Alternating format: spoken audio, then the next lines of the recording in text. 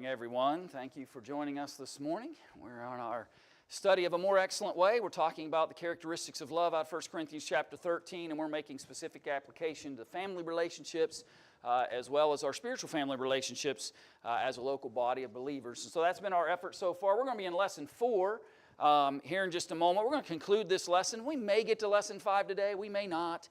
But this is where we're at in our study. And we're actually going to be on your screen on the very last point under love overcomes anger. I didn't quite get to talk Wednesday night about this idea of being accountable. And I want to do that a little bit before we move into kind of the last conversation of this lesson before we move into lesson 5. But before we move any further in our study this morning, if you would, let's bow our heads together. And we'll share in a word of prayer before our study begins. Our Father in heaven, thank you for your love and your watch care over us.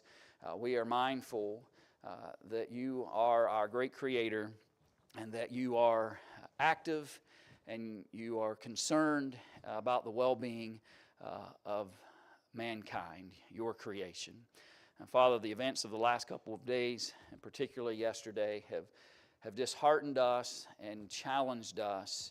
And we just pray that you would encourage us to express your love, to encourage us to be the light that you want us to be light and salt to the world, to encourage others to know you and to experience your love and salvation and redemption through Jesus. You are the message of light that the world always needs, and encourage us and strengthen us to be that in our communities and beyond. Thank you for your love that you offered through Jesus. Thank you for his willingness to make those sacrifices for us. Strengthen us in our study today. Open our hearts and our minds to your will and your purposes. Give us an understanding of how we should apply your great message of love. Again, thank you for all that you bless us with, and we pray all these things through thy Son's name. Amen. So let's talk about this. We spoke on Wednesday about the fact that love's the answer to anger, right? If we're going to overcome anger and the reactions and the wrath that often comes out, the fury that often comes from our actions and responses to situations, the love's the antidote to that. Love's the counter to that. And one of the points I just didn't get to was found in Romans chapter 12 and in verse 18. So run over there real quick with me. Let me look at this familiar text and make the application that we want to as it relates to this. Romans chapter 12 and in verse 18. And what this basically says is, if it is possible, do what? Live peaceably with all men. And what's the qualifier that's in the middle of the sentence? As much as lieth in you. This cannot be about the other guy. It has to be about me. As much as lieth in you, live peaceably with all men. Now, I'll make this argument. If the all men is general, right? It applies to everybody. So if it applies to everybody, it certainly applies to our family relationships, right? As much as lieth within me, live peaceable with my family members, my extended family members, my church family members. There's a responsibility that we have to make sure that we're accountable to our own actions. Yes, are there things that happen that frustrate us? Anybody in this room not been frustrated about something in your life? If that's you, come talk to me, because you got a secret somehow that I'd like to know about. Right? We've all been there. The challenge is not to respond with anger to those moments of frustration, discouragement, righteous indignation, whatever it might be that's promoting those emotional kinds of responses. I am accountable to stay in check. And ultimately, the Bible says that every idle word that I ever speak will ultimately be what? Be judged. If I'm unrepentant of those things that I say, if I make no effort whatsoever to seek repentance and change from the things that I have said that were produced by anger, then I can create difficulty for myself. Accountability. It's that last piece that I wanted to make sure we illustrated to us in this conversation, because without responsibility and accountability, no change ever happens, right? We don't get any better. And if I don't get any better, then I can't expect the circumstances I'm in to get better. I can't expect my family to improve if I make no effort to improve. I can't expect the Lord's body, the local believers, to grow and mature and improve if I'm not accountable to that. And so we need to make sure that as much as within me, live peaceably. Any thoughts you had? I realize that was just a horrible spot for me to have to stop at Wednesday night, but I didn't want to ignore this point before we move on. Go ahead, Brent. All men, is that what No, you're fine, Jim. I'm sorry. Go ahead. that all men, does that mean people out of the church? That's everybody. Everybody? I don't see any qualifier there that would give any kind of indication. That's my responsibility, irregardless of who it is, from family to church family to the guy down the street. Go ahead, Brent. If you look at the rest and finish out the chapter, because people will read verse 18, they go, what exactly am I supposed to do with that? If you look at verse 20, it gives you a couple of examples. Whenever he's hungry, give them food. If they're thirsty, give them drink. And we can really learn from that. It doesn't say it's easy to do, but that it is ultimately what we should do. And in verse 21, it really pulls it all together. It says, do not be conquered by evil, but conquer evil with good. Yeah. And the good's promoted by the love, and the good are the actions of the care that we provide when maybe what we'd really like to do is seek vengeance. And you're right, there is illustration of exactly how to proceed in relationship to holding ourselves accountable, even within the very text that we're talking about here. Go ahead, Danny. How are we going to react if we have the attitude, well, I'm better than you are? Yeah. I'm going to talk a little bit about that in sermon this morning, but I think that if we don't hold ourselves accountable, and if it's always about the other guy, and I'm always superior to the other guy, it's going to be hard to get any better, isn't it? Yeah, it's going to be hard to get any better. Go ahead, Randy. As long as you don't cross over to doing wrong, to try to be peaceable, right, and thus give up what you believe in or something like that, by no means you should do that. Right. And I can be peaceably disagreeable. Yeah, I'll live with that phrase. It's not a very good one, but I'll live with it. But you understand what I mean. I can disagree and not be angry. I can stand up for right and not be angry about it. I can honor what God desires from me from His moral standard or whatever the issue might be, and still be loving and gracious and feed those who are hungry and give the even my enemy something to, you know what I mean? That's the part that we've got to solidify in our mind sometimes, that demonstrating love towards others doesn't mean that I am on the same page as it relates to truth, even as it relates to them. And I can do both of these things. I can be accountable to how I behave and be accountable to what I do as it relates to God's commands. Those two things aren't mutually exclusive. We can do both.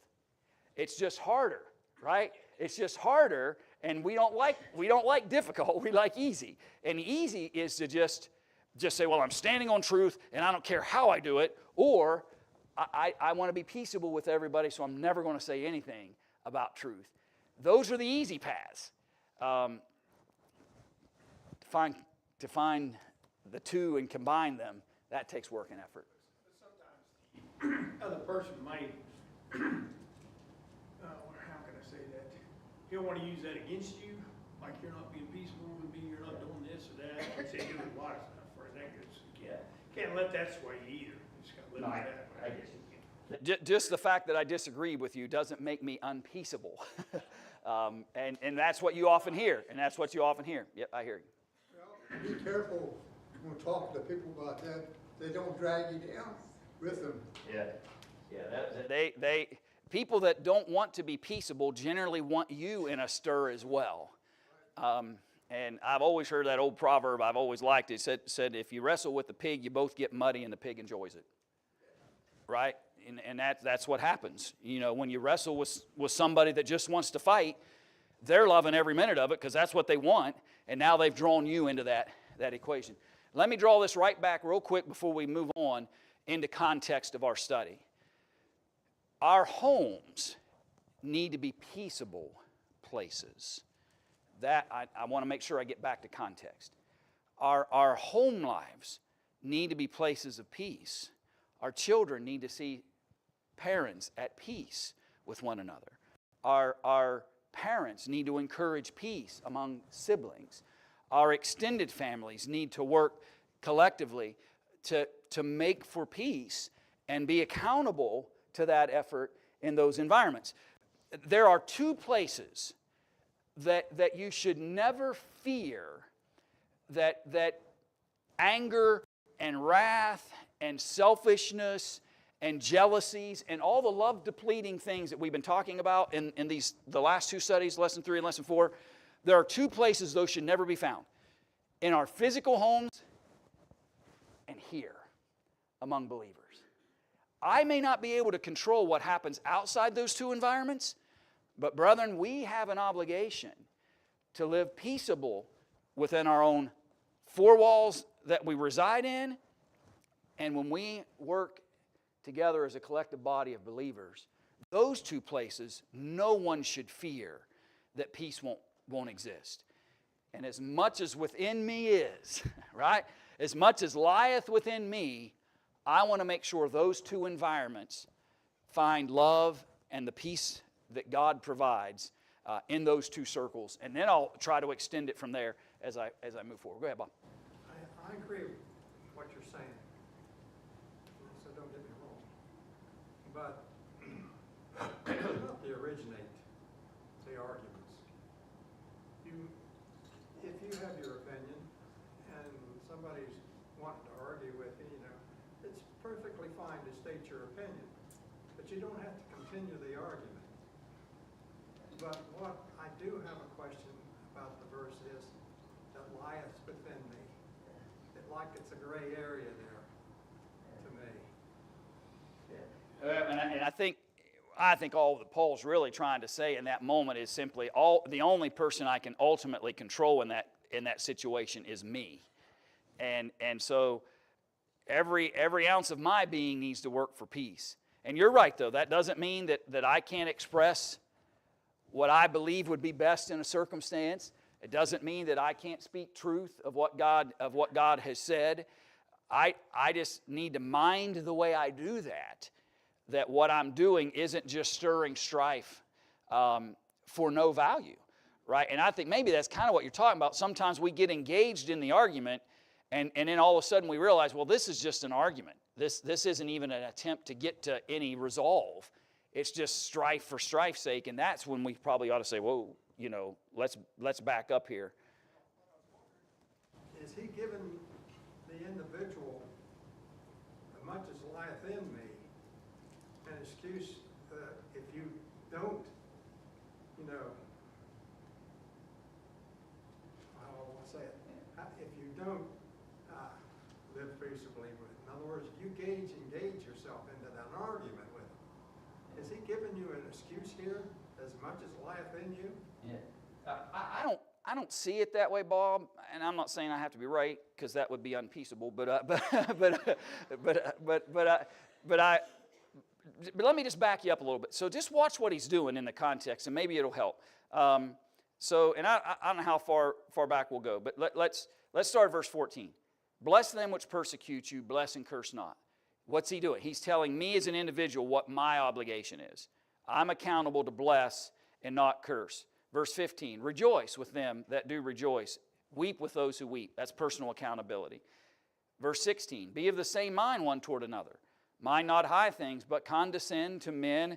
Not be condescending, by the way. Those English word gets mixed up there a little bit. But to think of others better than ourselves, right? We talked about that. The men of low esteem. Be not wise in your own conceits. That's personal accountability.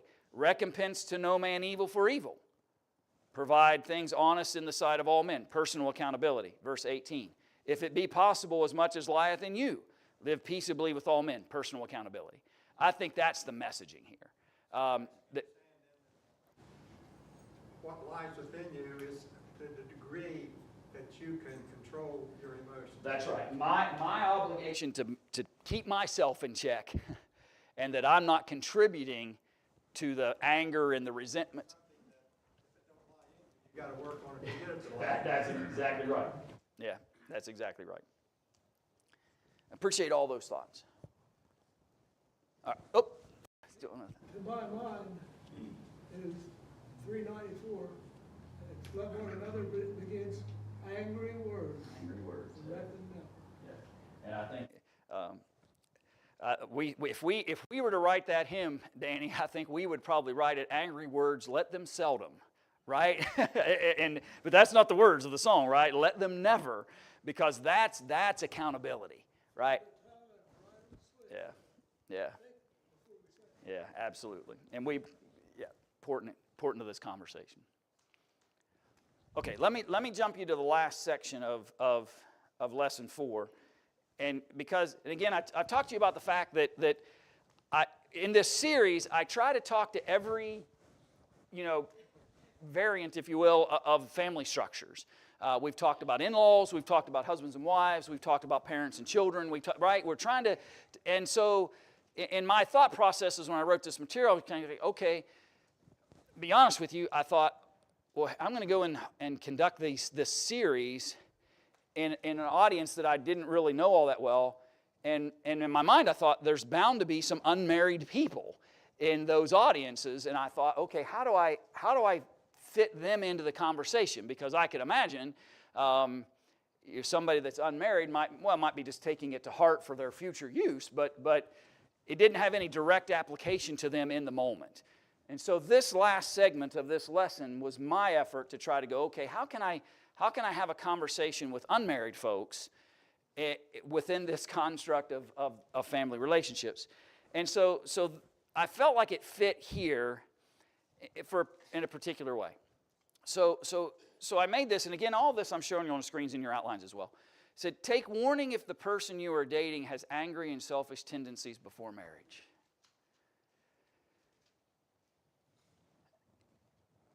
I can't say that enough, because we understand the marriage bond, right? We'll talk more about that before we're done in this series of studies, and we're going to talk some about those texts that talk about what God has joined together. We're not done in this series of lessons, and we're going to get to those passages eventually. But we've got to the unmarried, I would encourage them to think about those things and consider those things, because if they're there prior, it doesn't just disappear after there's a marriage vow taken. I tell young ladies all the time, if he wipes his nose on his sleeve before you're married, he's probably going to do it after you're married too, right? Now that's a trivial matter, but I try to illustrate it with trivial because to get us to think. Right? You're not. My anniversary's coming up. I take cash gifts. But almost 29 years ago, on July 22nd. On July 23rd, 1995, I didn't know anything more about being a husband than I did July 21st, 1995. Right? Everything I knew about what my obligations were as a husband didn't just out of the vapor come into my existence because all of a sudden I made a vow. Everything I was prior to July 22nd, 1995, that's exactly who I was July 23rd, 1995. And I think sometimes unmarried folks need to be at least thoughtful of the fact that if you're witnessing tendencies and patterns of behavior before the wedding vow was taken, that is the time to address that prior to being married. Have they demonstrated godliness, not in hopes that, we'll get married and then I'll fix it. I would encourage unmarried folks to work through these things before the vow's taken, right? And be open and honest about it. Let's look at Matthew chapter 21, and then I'll give you all a chance to chime in. But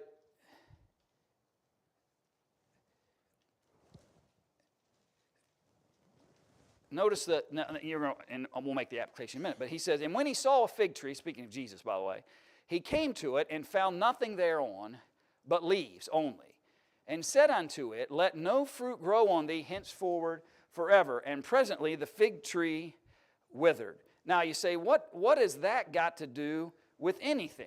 Well, what good is a fig tree without what? Without figs, right? That's the point Jesus is making.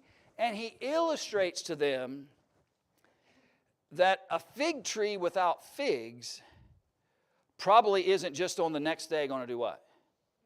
Start bearing figs. Start bearing fruit. He's trying to get them to see that evidence of who somebody is and their behaviors and their choices is their fruit there. Now listen, only Deborah married a perfect person, right? Only person I know. And you all know that's silliness, right? Nobody's marrying a perfect person, okay? Get that out of your mind. Nobody's doing that. Oh, they're just perfect. No, they're not. No, they're not. and you in those early months and weeks, you're probably just ignoring it, right? You're looking past it, and the infatuation comes. You're at all that stuff. But if there's no fruit of godliness ever being witnessed, you may want to push the pause button. Think about that circumstance. Is there any fruit?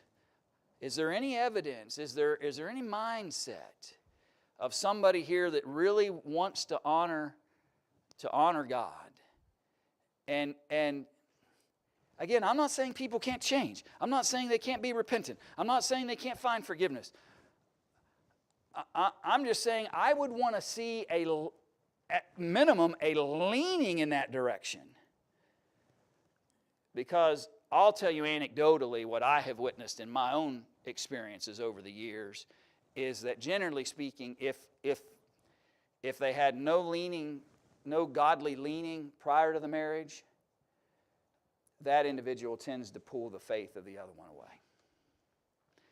And that's been a general. It's not always true. It's not always true.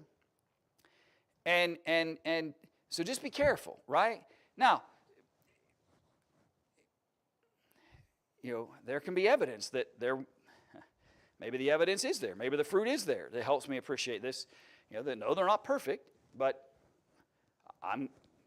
they're certainly not going to be a distraction to me serving the Lord. They're not going to harm me in some way or cause me to not be able to serve the Lord in some way.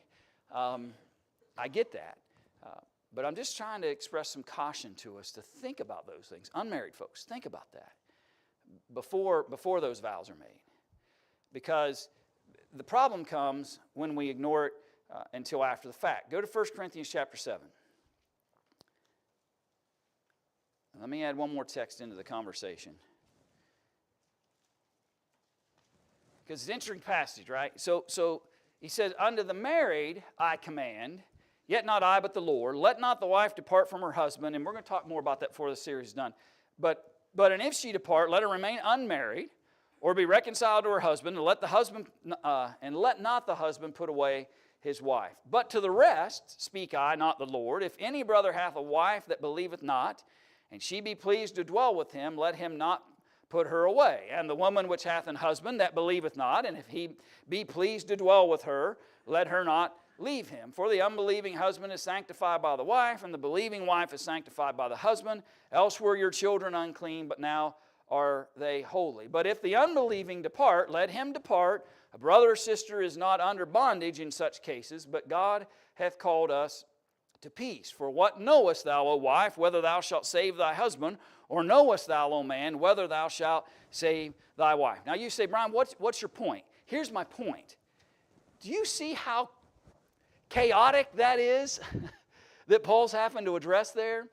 Do you see how difficult of a circumstance that they may have to address when you've got one who's a believer and one who is disinterested, one who's willing to face the consequences of their spouse? And keep in mind, contextually this is hard for us because at the moment we don't bear any burdens or overwhelming persecutions as Christians, maligned at times, spoken evil of at times, but for the moment, we're still pretty free and easy to be a Christian. And so our spouse, even though they may be an unbeliever, isn't suffering anything because I happen to be a believer.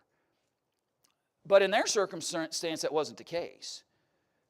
I chose to be a believer. Now my household is being targeted in Corinth because my wife chose to be a believer and I didn't want her to. And now there's conflict and problems and challenges. And my point is simply this out of this narrative, not to get into the weeds of the actual discussion he's trying to have with them, but just an application here, that it does present extra challenges when a believer and an unbeliever are in a marriage.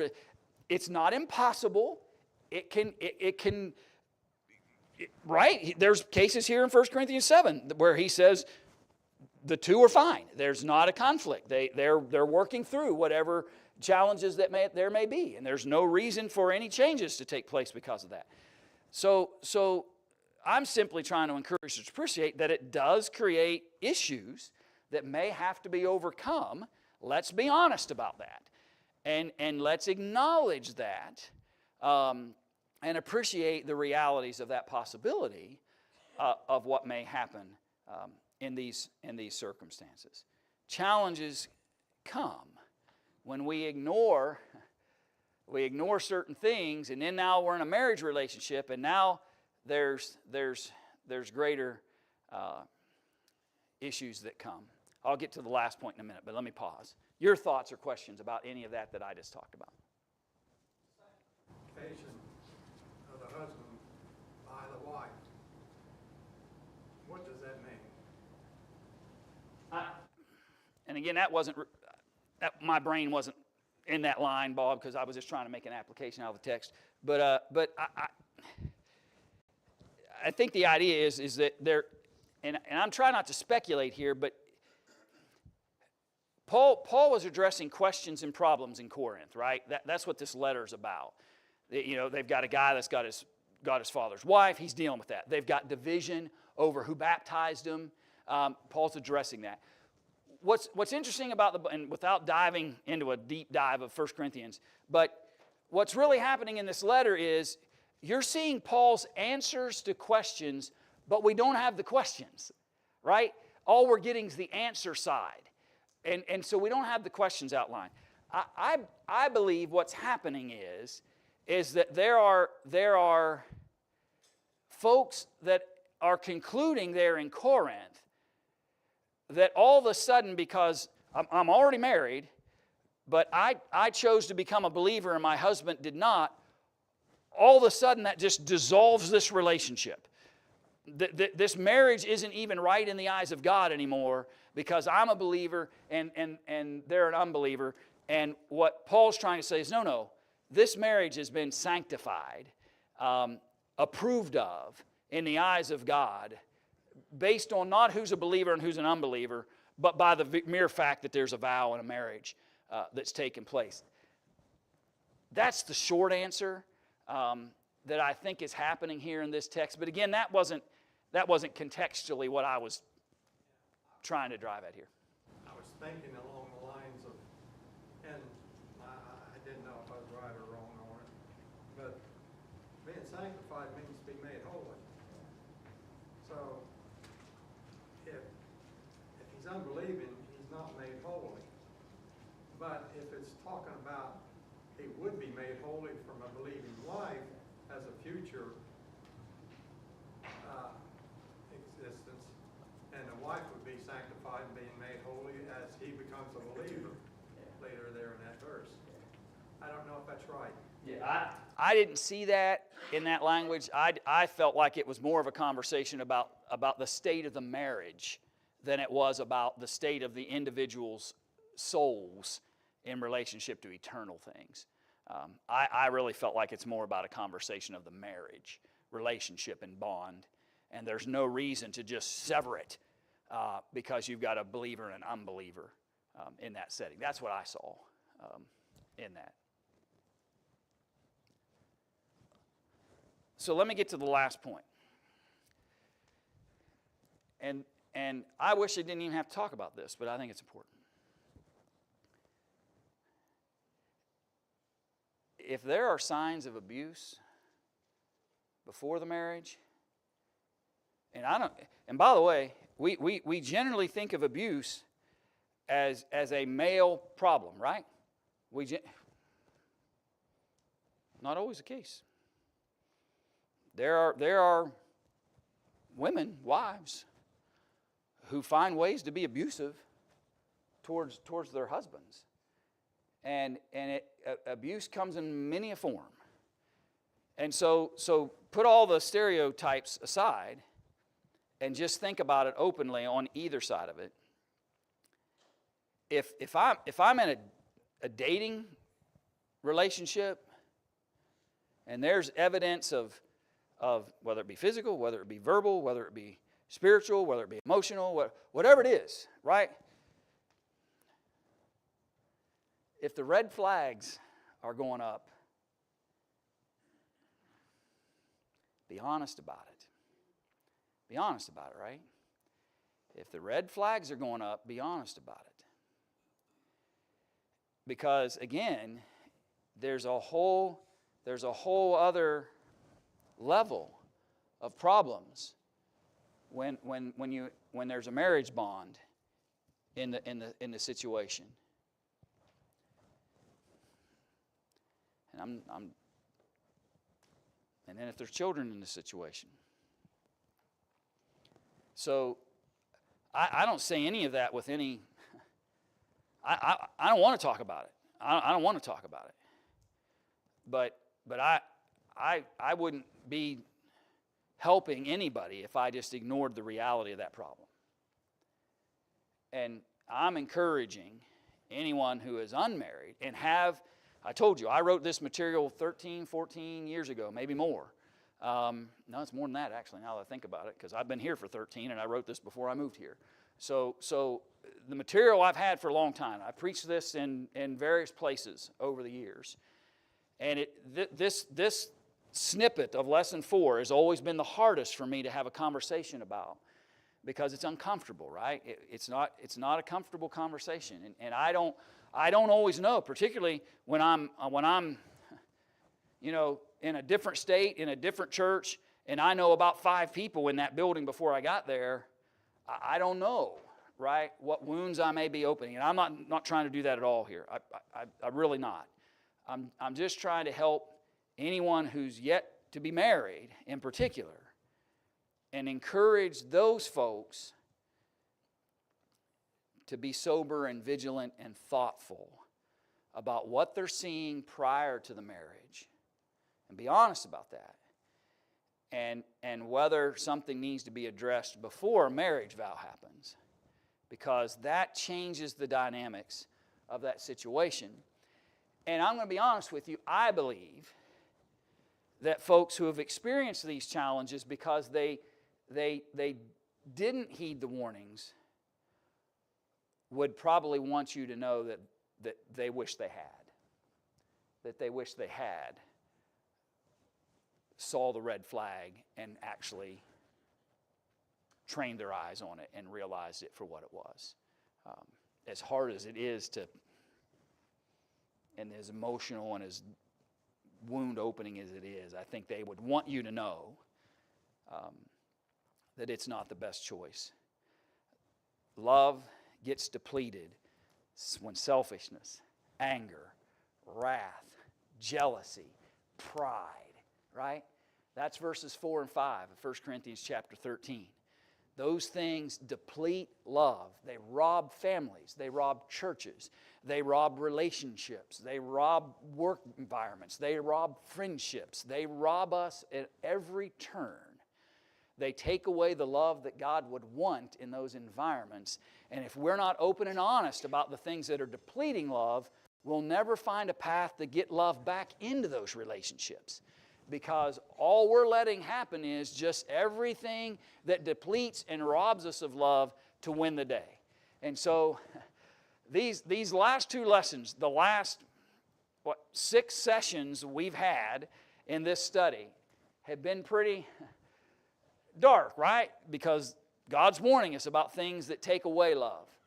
We'll switch that gear now in lesson 5, and let's talk about how we can get love back into these environments. Not what's robbing us of it, but we'll have a conversation now about what can we do to make it better. How does truth fit into this equation? How does joy fit into this equation? How can we make those things work? We'll start with lesson 5, Lord willing, on Wednesday. Appreciate all your thoughts today.